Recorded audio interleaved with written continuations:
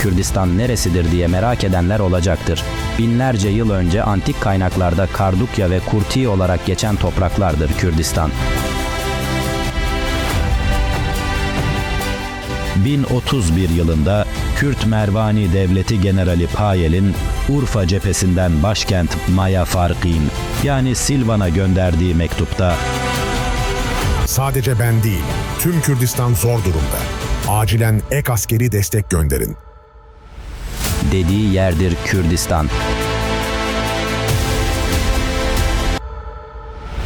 Kürt Kral Mir Şerefeddin Bidlisi yani Şeref Han'ın 1597'de Şerefname adlı Kürt tarih kitabında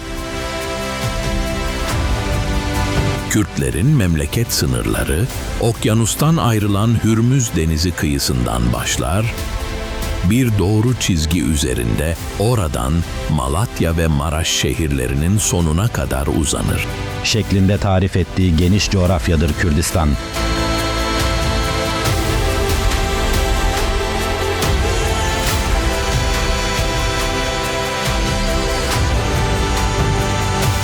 Osmanlı Sultanı II. Abdülhamit Han'ın haritasında Luristan'dan Diyarbakır'a yani antik Bakravend'e kadar uzanan toprakları işaret ettiği bölgedir Kürdistan. İşte Kürdistan denilen bu ülke, Neolitik devrim ile dünya medeniyetinin doğduğu bu kadim coğrafyadır.